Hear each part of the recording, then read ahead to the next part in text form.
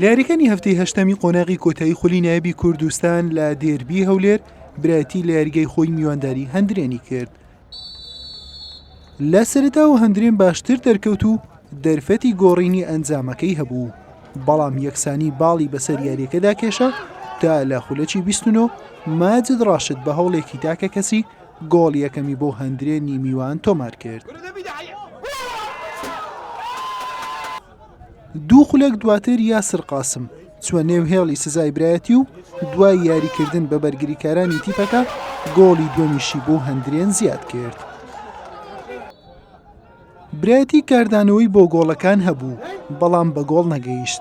هەندرێنیش خەریک بوو ئەنجامەکە گەورەتر بکات بەڵام بارزان یوسف ڕێگەی نەدا. لە نیوەی دووەم هەندرێن بە هەڕەشەوە دەستی پێکرد بەڵام سەرکەوتوو نەبوو لە زیادکردنی جیاوازیەکە.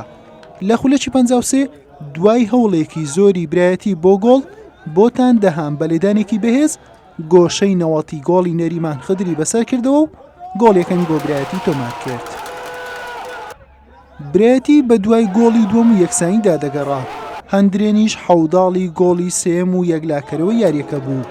لە خولەکی 73 ناوبشوان لێدانێکی سزای بۆ برایەتی ئەژمات کرد و سەفین مەنسۆر بە گۆڵی دووەم ئەنجامەکەی بۆ برایەتی یەکسان کردەوە. لە خولەکی 79 شەمزین یاسین گۆڵی سێم و پێشکەوتنی بۆ برایەتی تۆمار کرد. لە خولەکی 92 ئادەم موحسین بە کارتی سوور لە هەندرێن کرایە دەرەوە. یاریەکە بە 3 گۆڵ بەرامبەر 2 گۆڵ بە سوودی برایەتی خاوەن ماڵ بە کۆتا هات. اولا هارد لك الفريق هندرين، الفريق المحترم، الفريق اللي يعني قدم مباراه كبيره للامانه حتى ما نفس حقه.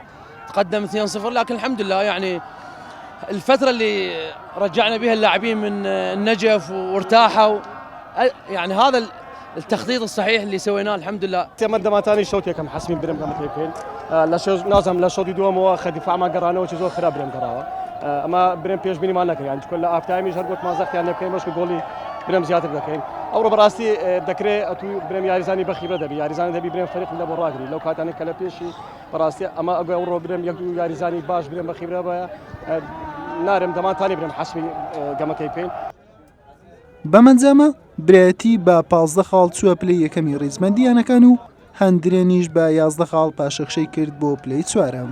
یانەی برایەتی ئەمڕۆ دواکەوتنی بە 2 گۆڵ کردە پێشکەوتن بە 3 گۆڵ.